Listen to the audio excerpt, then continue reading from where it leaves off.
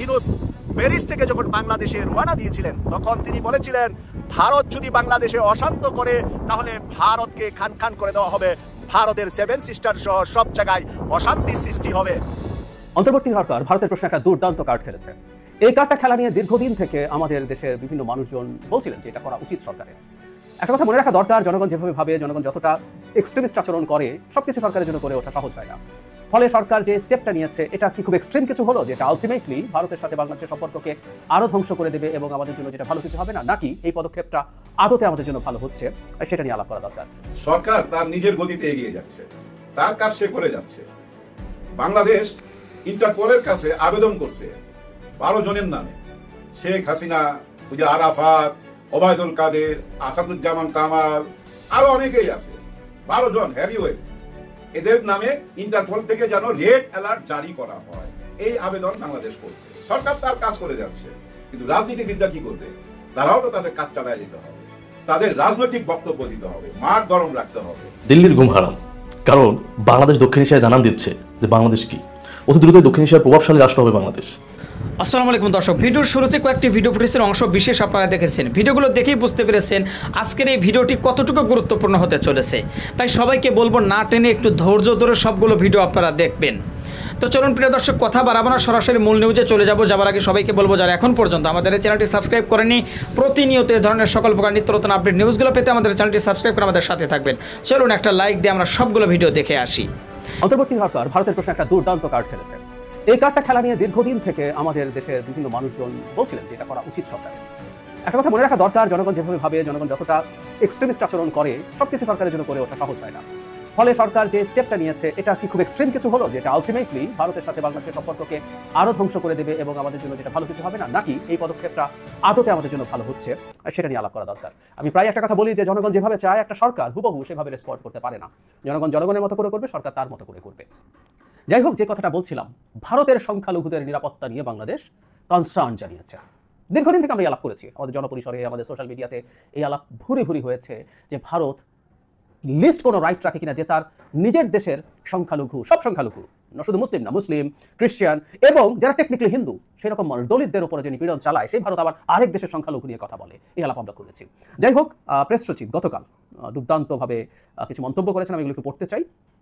এখানে অন্তর্বর্তী সরকারের পরিস্থিতি অবস্থান তুলে ধরেছেন। ভারতের মুর্শিদাবাদে যে সাম্প্রদায়িক দাঙ্গা হচ্ছে সে প্রসঙ্গে তিনি বলেন, মুর্শিদাবাদের সাম্প্রদায়িক সহিংসতায় বাংলাদেশকে জড়ানোর যে কোনো চেষ্টাকে আমরা দৃঢ়ভাবে প্রত্যাখ্যান করি। ইনফ্যাক্ট এটা চেষ্টা হয়েছে।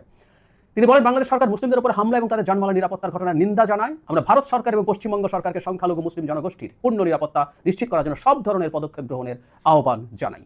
একদম ক্লিয়ারলি বলেছেন এটা দরকার ছিল। এটার জবাব আবার ভারত দিয়েছে। সেখানে বেশ কঠোরভাবেই আমি বলবো, তাদের ভাষা সফট ছিল না, বেশ কঠোর ভাষায় তারা যে স্টেটমেন্ট দিয়েছে তাদের ফেসবুক পেজে আমি পেলাম। সেখানে তারা বলার চেষ্টা করেছেন যে বাংলাদেশ তার দেশের সংখ্যালঘুদের ওপরে যে অন্যায় অত্যাচার নিপীড়ন হচ্ছে সেটা প্যারালাল টানার জন্য এটা করছে অর্থহীনভাবে, এবং বলছে যে এখানে এসব না করে বরং বাংলাদেশ তার চেষ্টা করা উচিত তার মাইনরিটিদের রাইট প্রোটেক্ট করা। বাংলাদেশ প্রসঙ্গে তারা বলছেন যে এখানে ক্রিমিনাল পারপেট্রেটার্স অফ সাচ অ্যাক্টস, মানে এখানে বাংলাদেশে যে সংখ্যালঘুদের উপরে ক্রিমিনাল মানে কাজ করছে, ক্রিমিনালি এই কাজগুলো করছে, এরকম লোকজন এসে এইরকম করছে, সেটার সাথে একটা প্যারালাল টানার চেষ্টা করা হচ্ছে এবং বাংলাদেশকে মনোযোগ দিতে বলা হচ্ছে। আমরা যদি এভাবে ধরি, বাংলাদেশ সরকারের সংখ্যালঘুদের উপরে আক্রমণ নিয়ে যে অভিযোগ ভারত দীর্ঘদিন থেকে করছে, বিশেষ করে 5 আগস্টের পর থেকে, সেটাই তাদের মূল অভিযোগ হচ্ছে হামলাগুলো কমিউনাল ছিল। আমরা যে ডিবেটটা শুরু থেকে করেছি, আবার একটু টেনে বলি, সেটা হচ্ছে আমরা বলেছি হিন্দু কমিউনিটির উপরে হামলা হয়েছে এবং এগুলো আসলে আওয়ামী লীগ হিসাবে হয়েছে। আওয়ামী লীগ হিসাবে তাদের উপরে হামলা হয়েছে, যেমন মুসলিম আওয়ামী লীগদের উপরে হয়েছে। আমরা কোনো হামলাকে সমর্থন করি না, মানে আওয়ামী লীগ করে বলে কোনো হিন্দু, মুসলিম, বুদ্ধিস্ট, খ্রিস্টান কারো উপরে হামলা হতে পারে না। আমি অন্তত এই কথা জোর গলায় বলতে পারি, কারণ আমি প্রথম দিন থেকে এটার বিরুদ্ধে কথা বলেছি। আমি এটাকে জায়েজ করছি না, কিন্তু ডিসইনফরমেশন যাতে না হয়। কোনো কমিউনাল কারণে খুব অল্প হাতে গোনা 2-1টা হতে হয়েছিল, কমিউনাল কারণে হোক, পলিটিক্যাল কারণে হোক, কোনো হামলা আসলে হওয়া উচিত হতো না। কিন্তু ভারত এটাকে এভাবে ফ্রেম করার চেষ্টা করেছে দীর্ঘদিন থেকে। আচ্ছা, ওটা যদি হয়ও, কিছু ব্যক্তি এটা করেছে এবং রাষ্ট্রের বিরুদ্ধে অভিযোগ হচ্ছে, সরকারের বিরুদ্ধে অভিযোগ হচ্ছে সরকার এটা ঠেকাতে ব্যবস্থা নিচ্ছে না। সরকারের যুক্তি ছিল সরকারের পুলিশ এবং প্রশাসন ঠিকঠাক মতো কাজ করে, শেখ হাসিনার পালিয়ে যাওয়ার পর যে পরিস্থিতি ছিল, এসব নানান কারণ ছিল, যুক্তি ছিল। কিন্তু যে জিনিসটা সবচেয়ে ইম্পর্টেন্ট সেটা হচ্ছে এখানে সরকার ইনভলভড, সরকার গিয়ে এগুলো করছে, এইরকম অভিযোগ অন্তত আমাদের দেশের বাইরে কোথাও থেকে কেউ করে নাই। ভারত এখানে ব্যক্তিকে ব্লেম করছে, কিছু ব্যক্তি গিয়ে এই ধরনের কাজ করছে, আর ভারত বলছে আমরা প্যারালাল টানছি। সরি, ভারতের কাছে আমরা ক্লিয়ারলি বলতে চাই, ভারতকে আমরা প্যারালাল হিসাবে টানি না। বাংলাদেশে যদি কিছু কমিউনাল হামলা হয়েও থাকে সেটা ব্যক্তি করেছে এবং আমাদের রাষ্ট্রকে সরকারকে আমরা জবাবদিহির মুখে আনতে চাইছি যে সরকার এগুলো ঠেকাতে হবে এবং তাকে ওই ব্যর্থতা দিই। আর ভারতে এমন একটা সরকার ক্ষমতায় আছে যে সরকারটা রাষ্ট্রীয়ভাবে সংখ্যালঘুদের উপরে নিপীড়ন চালাচ্ছে, ওটাই তাদের রাজনীতি। তাদের যে মাদার অর্গানাইজেশন আরএসএস এবং তাদের এখন যারা ক্ষমতায় আছেন তারা আদতে সিদ্ধান্ত নিয়ে সরকারিভাবে তাদের রাজনীতিই হচ্ছে হিন্দুরা অন্য সংখ্যালঘুদের উপরে দমন পীড়ন চালাবে। গত নির্বাচনের সময় অন্য নেতাদের কথা বাদ দেই, মোদির স্পিচে হেট স্পিচ গুনে গুনে দেখিয়েছিল তার স্পিচে কি পরিমাণ মাইনরিটি, বিশেষ করে মুসলিমদের বিরুদ্ধে হেট স্পিচ আছে। যে দলটার রাজনীতি দাঁড়িয়ে আছে ঘৃণার উপরে ভিত্তি করে, যে দলটা ক্ষমতায় আসে সংখ্যালঘুদেরকে নিপীড়ন করার মাধ্যমে, ক্ষমতা ধরে রাখে সংখ্যালঘুদের নিপীড়ন করার মাধ্যমে, তার মুখে এই আলাপ, দ্যাটস ফানি, রিয়েলি ফানি। সুতরাং বাংলাদেশ প্যারালাল টানছে না, ভারতের প্যারালাল টানা আসলে নাৎসি জার্মানিতে সম্ভব। বাংলাদেশে বা কোথাও যেখানে কিছু মাইনরিটি কমিউনাল কারণেও হামলার শিকার হয় সেটা ভারতের সাথে প্যারালাল হয় না, এই কারণেই প্যারালাল হয় না। এখন সেই প্রশ্নটা আসবে যে সরকার কি এই যে বিদ্যমান যে ডিপ্লোম্যাটিক স্ট্রেস চলছে দুই দেশের মধ্যে, এটা তোলার মাধ্যমে কি সরকার ভুল করলো? সরকার কি ভারতকে আরও খেপিয়ে দিল, আরও উস্কে দিল? আমি যদি বলি ভারতের আর উস্কে যাবার বাকি কি আছে, কি করতে তারা বাকি রেখেছে? আসলে তারা নানা রকম পদক্ষেপ একটার পর একটা নিয়ে দেখিয়ে দিয়েছে তারা বাংলাদেশে আসলে শেখ হাসিনা বা তার কাছাকাছি একটা নতজানু সরকারের সাথেই এনগেজ করতে চায়, তার সাথেই ভালো কিছু করতে চায় তার মতো করে, মানে সে শান্ত হবে যদি সে শেখ হাসিনা বা হাফ শেখ হাসিনা হয়। আমাদের সরকার তো দীর্ঘদিন থেকে তার সদিচ্ছা দেখিয়েছে, মোদির সাথে বসার চেষ্টা করেছে, বসেছেও, এইগুলো যে বারবার বলেছে, এটাও কারো কাছে মনে হতে পারে আমাদের সরকার কেন তাকে এত তোয়াজ করছে। এবং পাল্টা এই যে বসার পর আমরা খেয়াল করি যে ন্যূনতম সদিচ্ছা কি ভারত দেখিয়েছে। সেই মিটিংয়ে বাংলাদেশ অনেক কিছু, শেখ হাসিনাকে ফিরিয়ে দেওয়া থেকে শুরু করে আর অনেক কিছু আছে লিস্ট। শেখ হাসিনা যে বসে বসে ওখানে হুমকি ধামকি দেয়, ফালতু কথাবার্তা বলে, জনগণকে উস্কানোর চেষ্টা করে তার দলের লোকজনকে, এই সরকারকে ডিস্টার্ব করার জন্য, সেই ক্রিমিনালকে থামানোর কথা বলেছে। লিস্ট সদিচ্ছা দেখালে শেখ হাসিনাকে ভারত থামাতো। ভারত আসলে শেখ হাসিনাকে না থামিয়ে প্রমাণ করে দিয়েছে ভারত আসলে এই সরকারের সাথে তেমন কিছু করবে না। আবার শতভাগ ডিস্ট্যান্ট হয়ে যেতেও পারেনি, কারণ সরকার চায়নার সাথে সম্পর্ক তৈরি করছে, অনেক চায়নার সাথে বিজনেস ডিল তো আছেই, অনেক স্ট্র্যাটেজিক ডিলে চলে যায় কিনা, মোংলা বন্দর দিয়ে দিয়েছে, তিস্তাও যদি দিয়ে দেয় তাহলে তাদের সিকিউরিটি নিয়ে তাদের টেনশন তৈরি হবে বলে তারা মনে করছে, তাই বসতে বাধ্য হয়েছে। কিন্তু পরবর্তীতেও দেখা গেছে যে তাদের সেই সদিচ্ছার প্রতিফলন নেই। জয়শঙ্কর আবারও বাংলাদেশকে নিয়ে নেগেটিভ মন্তব্য করেছেন ইমিডিয়েটলি আফটার দ্যাট, মানে ওই যে ক্যারেট অ্যান্ড স্টিক বলে না, একটু দেবো আবার একটু পাল্টা লাঠিপেটা করবো, সো আমি বুঝিয়ে দেবো যে তোমার সাথে আমি আসলে সম্পর্ক খুব স্বাভাবিক করতে যাচ্ছি না। আমরা সোফার ভারতের সাথে যতটুকুই আমাদের অর্জন হয়েছে এই সরকারের সাথে ডিলিংয়ের ক্ষেত্রে, সেটা ভারতের সাথে টাফ হওয়ার কারণে হয়েছে। আমি সিরিয়াসলি মনে করি বিমস্টেকে মোদি ডক্টর ইউনূসের সাথে দেখা করেছেন অনলি বিকজ ডক্টর ইউনূস চীনে গেছেন। রেপুটেশন হলেও বলি, চীন সফরে সরকার তেমন কিছু পায় নাই, সত্যিই পায় নাই। এটাকে যেভাবে ফুলিয়ে ফাঁপিয়ে দেখানোর চেষ্টা হচ্ছে, এটা একেবারে ফালতু রেটরিক। কিন্তু উনি যে চায়নায় গেছেন, ভারতে যেতে চেয়েছেন, ভারত না করার পর ভারতের মান ভাঙিয়ে আগে ভারতে যাবো তারপর চায়নায় যাবো, এটা না করে চায়নায় চলে গেছেন, এই যে একটা সভরেন, একটা ইন্ডিপেন্ডেন্ট ফরেন পলিসি দেখিয়েছেন, এটাই বিরাট অর্জন। আমি এটাকেই বিরাট অর্জন হিসেবে দেখতে চাই। ফলে ওই টাফ সিদ্ধান্তটা তিনি যেন নিয়েছেন এবং ওখানে দুটো আলাপ, স্ট্র্যাটেজিক দুটো আলাপ হয়েছে, সেই আলাপটার কারণে ভারত বিমস্টেকে, ওদের পত্রিকা কিন্তু চলে এসেছিল যে মোদি বসছেন না ডক্টর ইউনূসের সাথে, কিন্তু শেষ পর্যন্ত তাকে বসতে হয়েছে, কারণ তিনি মনে করছেন বাংলাদেশকে যদি অনেক বেশি চাপ দিতে থাকি, বাংলাদেশ তো টাফ হচ্ছে, বাংলাদেশ তো মাথা নত করছে না, সুতরাং তার সাথে কিছুটা সফট হওয়া দরকার, তাই মোদি বসেছিলেন। সরকার তার নিজের গতিতে এগিয়ে যাচ্ছে, তার কাজ সে করে যাচ্ছে।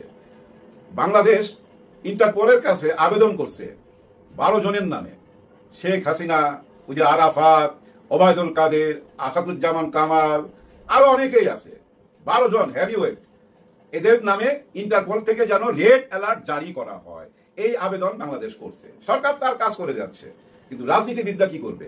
তারাও তো তাদের কাজ চালায় যেতে হবে, তাদের রাজনৈতিক বক্তব্য দিতে হবে, মাঠ গরম রাখতে হবে। এতদিন আমরা শুনে আসতেছিলাম ডিসেম্বরেই নির্বাচন দিতে হবে, না হলে সামাজিক অর্থনৈতিক অবস্থার অবনতি হবে এই দেশের, এরকম একটা হুমকি অথবা একটা ভবিষ্যৎবাণী করছেন। কিন্তু ডিসেম্বরে কি তা হতে যাচ্ছে?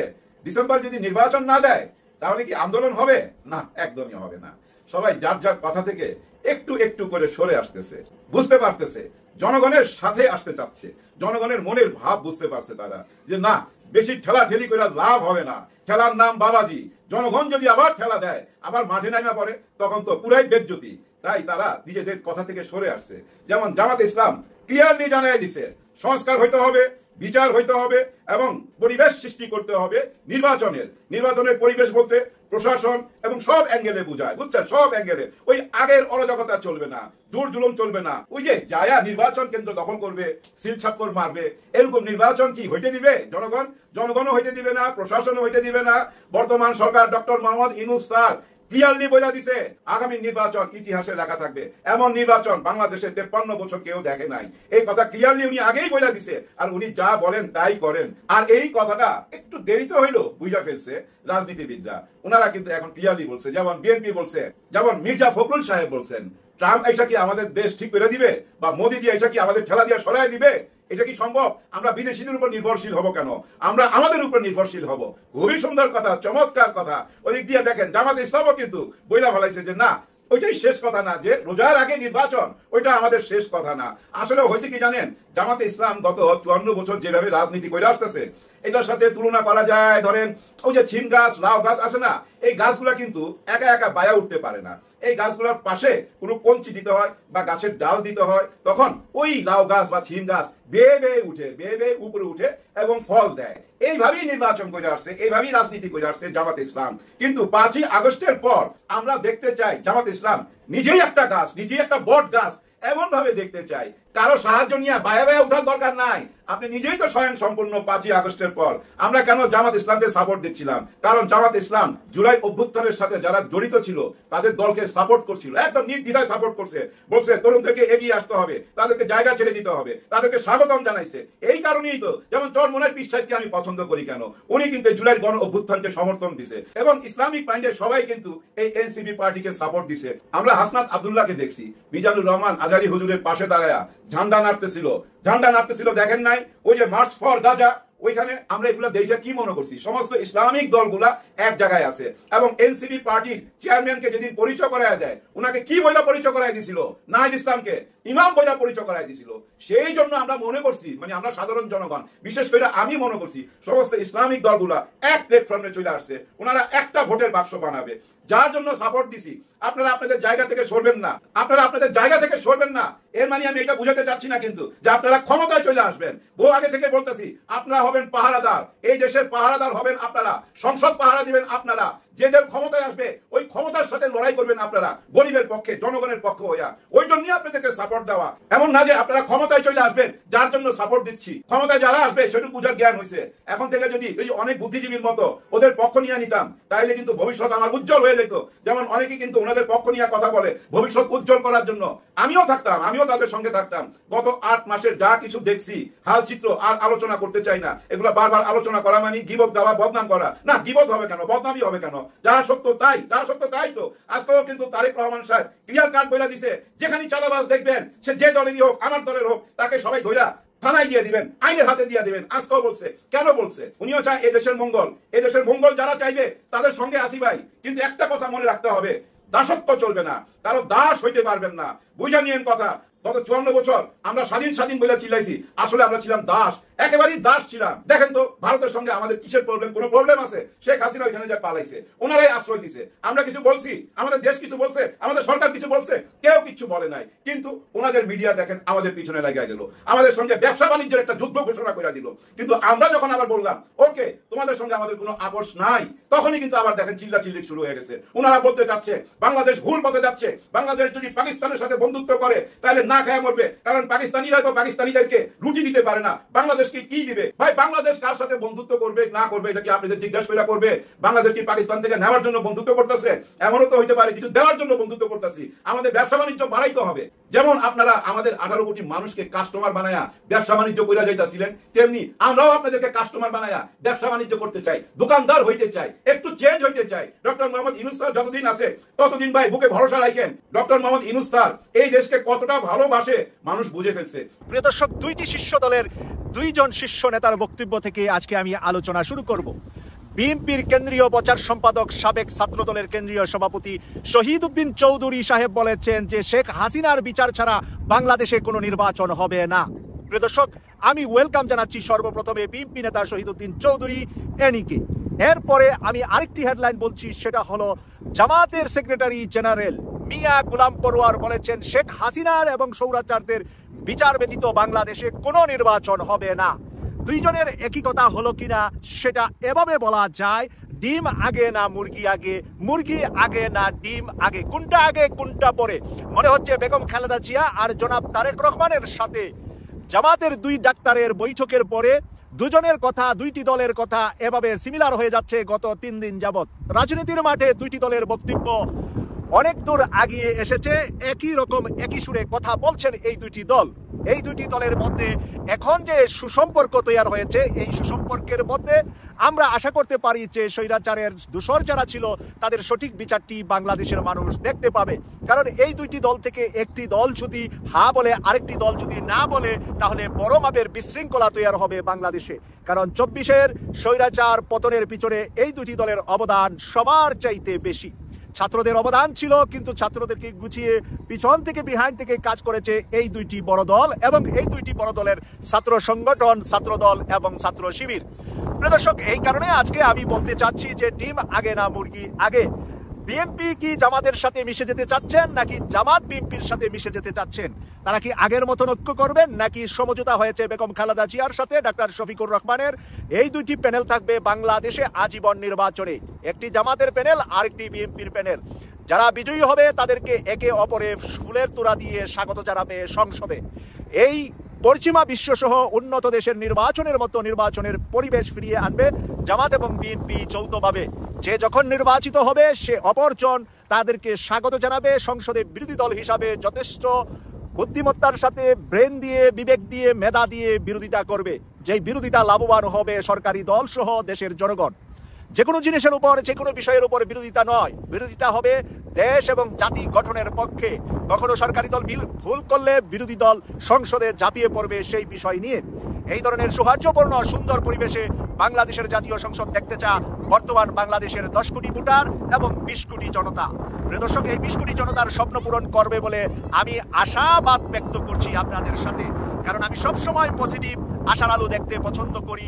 আমি কাউকে নৈরাশ করে কথা বলি না, শুধুমাত্র স্বৈরাচার আর স্বৈরাচারের দোষরদেরকে নৈরাশ করি। তোদের মা এখন হাসপাতালে লম্বা হয়ে আছে, যে কোনো সময় গুড ব্যাড নিউজ তোমরা পাবা, কিন্তু তোমরা চই চই বই বই কম করবা, জটিকা মিছিল এই সমস্ত কিছু কম করবা। কারণ আজকে স্বরাষ্ট্র উপদেষ্টা বলে দিয়েছেন।